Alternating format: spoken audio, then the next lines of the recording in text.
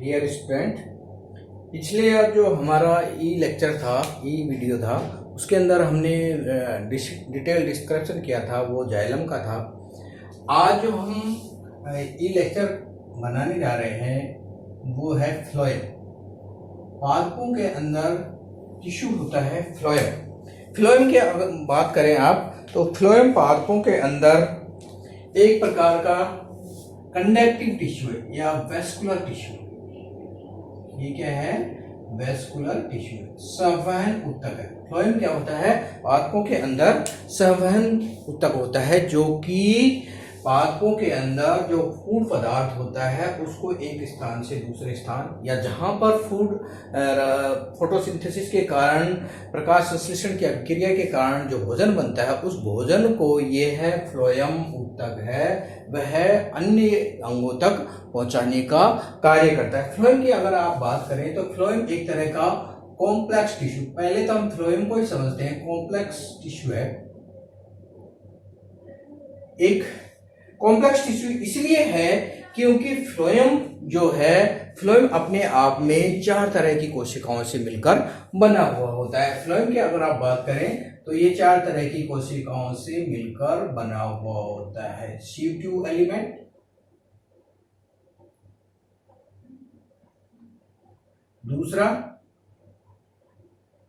दूसरा है companion cell,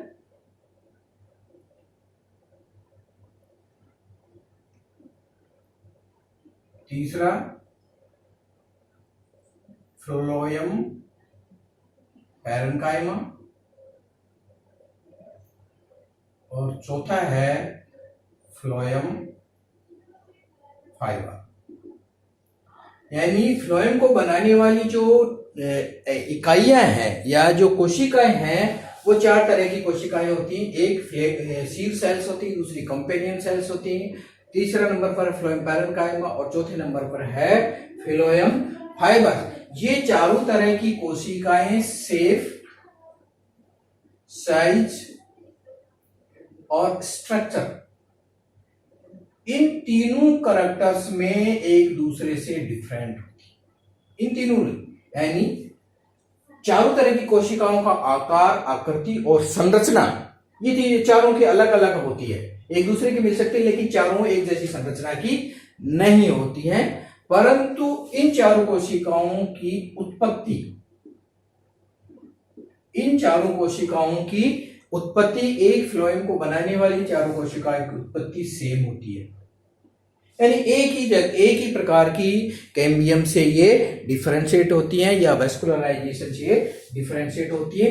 दूसरा ये है कि फ्लोएम का जो मुख्य कार्य है, फ्लोएम का जो फंक्शन है, उस फंक्शन को संपादित करने के, एफिशिएंटली करने के लिए ये चारों कोशिकाएं एक दूसरे की मदद करती हैं। यानी एक इकाई के रूप में कार्य करती हैं और एक यूनिट के रूप में कार्य करने के कारण इन 4 कोशिकाओं से मिलकर एक टिश्यू बनता है। इसलिए इस टिश्यू को कॉम्प्लेक्स टिश्यू कहा जाता है। इसलिए इस टिश्यू को क्या कहा जाता है? जटिल ऊतक कहा जाता है। जटिल ऊतक ये इसलिए है क्योंकि ये 4 तरह की कोशिकाओं से मिलकर बना हुआ होता है। अब हम देखते हैं कि पादपों के अंदर किस किस तरह के, अगर आप बात करें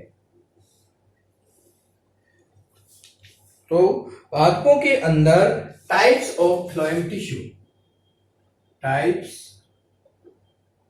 यानी ओरिजिन, उत्पत्ति के आधार पर, on the basis of origin, उत्पत्ति के आधार पर आप फ्लोएम की प्रकार की बात करें तो पादपों के अंदर जो फ्लोएम है वो 2 प्रकार का होता है।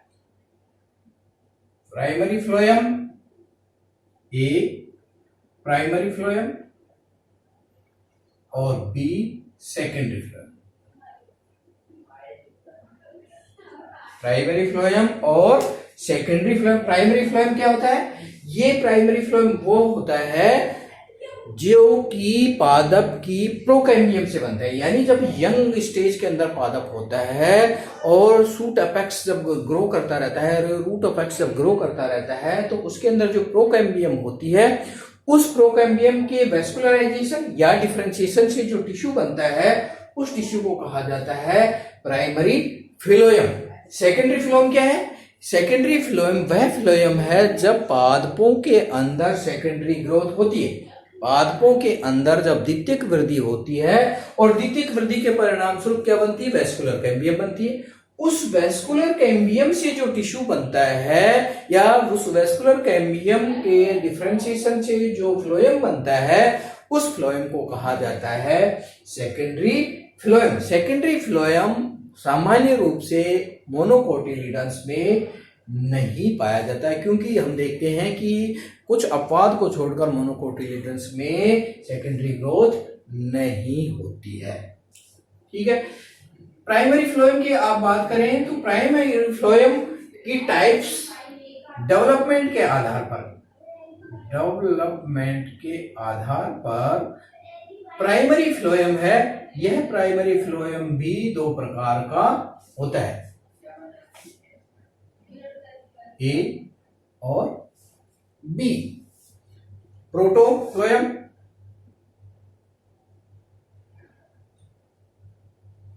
और बी है मेटाफ्लोएम। प्रोटोफ्लोएम क्या होता है और मेटाफ्लोएम क्या होता है? प्राइमरी फ्लोएम जब प्रोकैम्बियम के अंदर वेस्कुलराइजेशन होता है और फ्लोएम के निर्माण की प्रक्रिया चालू होती है तो उसमें जो सबसे पहले फ्लोएम बनता है उस फ्लोएम को कहा जाता है प्रोटोफ्लोएम। और जो बाद की अवस्था यानी वेस्कुलराइजेशन के अंदर ही जब कोई फ्लोएम, बाद की अवस्था के अंदर अगर कोई फ्लोएम बनता है तो उस फ्लोएम को कहा जाता है मेटाफ्लोएम। संरचना की दृष्टि से आप देखें तो प्रोटोफ्लोएम की जो इकाइयां हैं, इकाइयों से मतलब है प्रोटोफ्लोएम की जो सीव ट्यूब्स हैं उन सीव ट्यूब्स की लेंथ और उन सीव ट्यूब की चौड़ाई यानी उनकी जो ल्यूमेन है वो नैरो होती है, जबकि मेटाफ्लोएम है उसकी जो सीव ट्यूब्स की जो एलिमेंट्स हैं या इकाइयां हैं वो ज्यादा लंबाई वाली होती हैं और उनकी जो कैविटी गुहा होती है वो गुहा कैविटी है वो भी ज्यादा चौड़ी होती है। तो इस तरह से पादपों के अंदर प्राइमरी फ्लोएम दो प्रकार का हो गया, प्रोटोफ्लोएम और मेटाफ्लोएम। अब हम देखते हैं कि पादपों के अंदर जो टिश्यू है, फ्लोएम है, वो फ्लोएम के जो चार तत्व हैं वो किस तरह से हमें दिखाई देते हैं।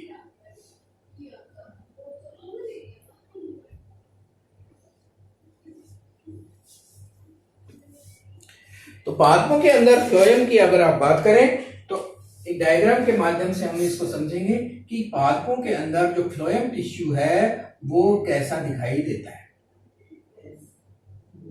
आप एक डायग्राम ड्रॉ करिए। डायग्राम बनाना सीखना होगा आपको, क्योंकि डायग्राम अगर आप नहीं बनाना सीखेंगे, केवल फोटो ही देखते रहेंगे, मैं भी फोटो दिखाकर ही आपको काम कर सकता था, लेकिन अगर आपको सामने डायग्राम नहीं बनाएंगे तो आपको पता ही नहीं लगेगा कि डायग्राम किस तरह से ड्रॉ किया जाता है।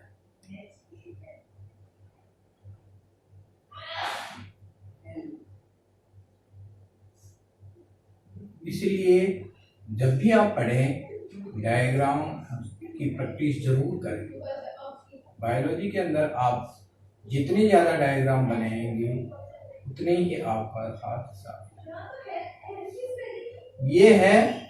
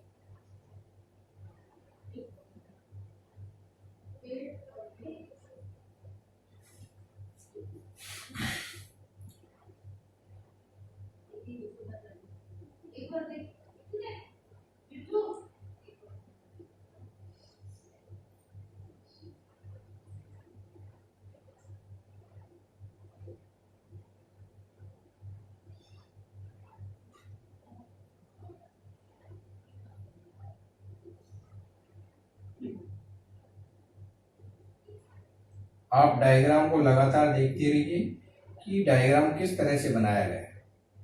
अगर आप डायग्राम बनाना नहीं सीखेंगे, ये मैंने बनाई है एक चालनी नली की एलिमेंट, एक इकाई बनाई। इसी के अंदर इधर मैं बना देता हूं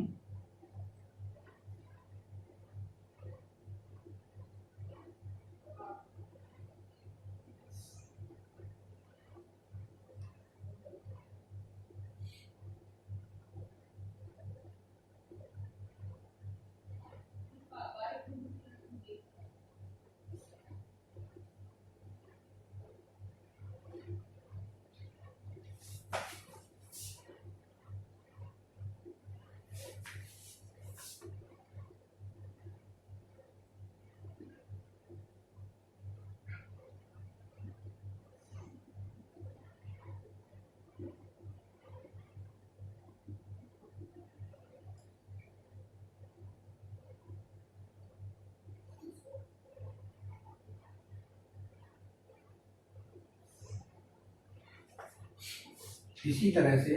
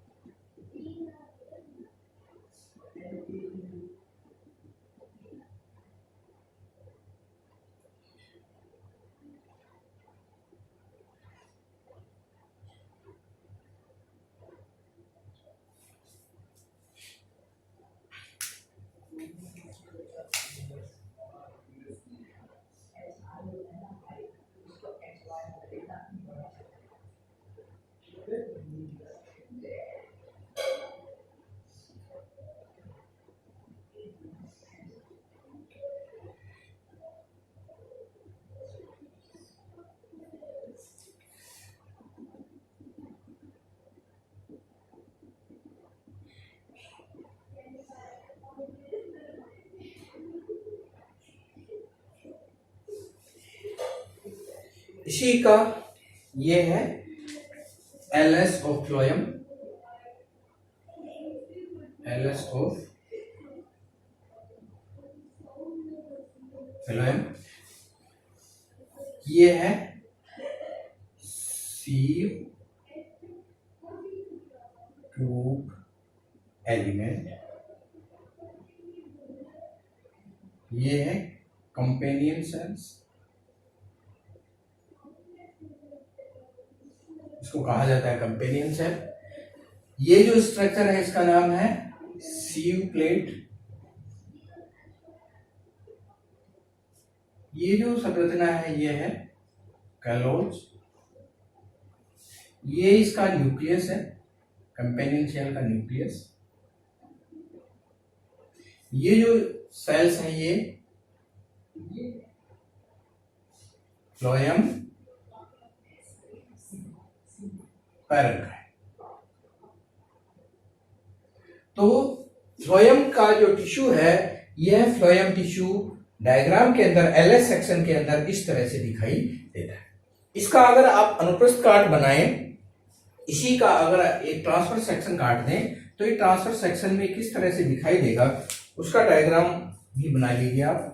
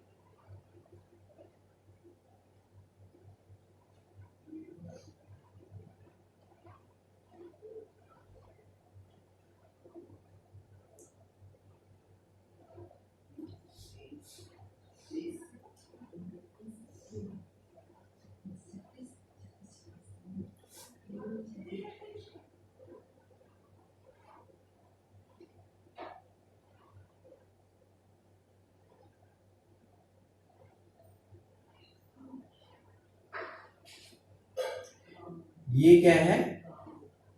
फ्लोएम पैरेन्काइमा।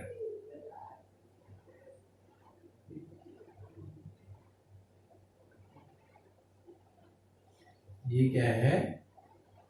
Phloem parenchyma.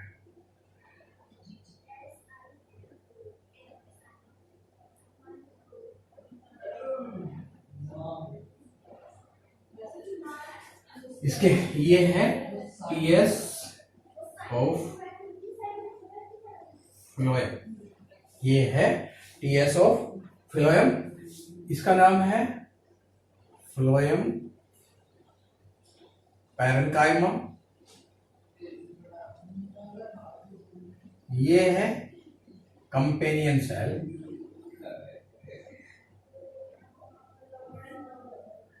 इसका नाम है सीव प्लेट। ये जो संरचनाएं दिखाई दे रही है, ये सीव प्लेट के ऊपर पोर है। ये सब क्या है? पोर। यानी दो सीव एलिमेंट सेक्शन में आ गए हैं। एक एलिमेंट की सीव प्लेट दिखाई गई है और एक सीव एलिमेंट का खाली स्थान दिखाया गया है। तो ये भी क्या है? सीव एलिमेंट। और ये भी क्या है? कंपेनियन। तो ये ट्रांसफर सेक्शन में फ्लोएम किस तरह का दिखाई देता है? ये क्या है? सीव एलिमेंट है, सीव ट्यूब है। ये क्या है? सीव ट्यूब है। ये क्या है? कंपेनियन सेल है। ये क्या है? कंपेनियन सेल है। इधर देखिए, ये सीव ट्यूब है, ये कंपेनियन सेल है, ये कंपेनियन। तो ये दो डायग्राम हमने बनाए हैं फ्लोएम को समझाने के लिए। देखिए आप, फ्लोएम की जो कोशिका है यानी सीव ट्यूब है, वो दोनों तरफ से कंपेनियन सेल से, एक सीव ट्यूब के चारों तरफ एक से अधिक कंपेनियन सेल हो सकती है। कम से कम एक कंपेनियन सेल तो एक सीव ट्यूब के पास में होती है। उसके चारों तरफ फ्लोएम का मृदु तक होता है, जिसको फ्लोएम पैरेन्काइमा कहा जाता है। तो हम डायग्राम के माध्यम से दोनों को समझा सकते हैं। अब फ्लोएम के जो चार मेन टिश्यू है, यानी चार तरह की जो कोशिकाएं हैं, चार तरह की कोशिकाएं क्या है? Sieve tubes, companion cells, phloem parenchyma और फ्लोएम फाइबर्स। उन चारों की क्या विशेषताएं हैं, उनके क्या कैरेक्टर हैं, ये हम सब नेक्स्ट लेक्चर में लेंगे। क्योंकि ये इनके अगर कैरेक्टर बताएंगे तो ये इतना ज़्यादा बड़ा हो जाएगा। तो नेक्स्ट इसी के साथ एक दूसरा लेक्चर हम अपलोड करेंगे और पीडीएफ के माध्यम से भी बताएंगे। तो दूसरे लेक्चर में हम चारों फ्लोएम के जो चार भाग हैं, एलिमेंट है, उनके कैरेक्टर्स आपको एक्सप्लेन करेंगे। Thank you.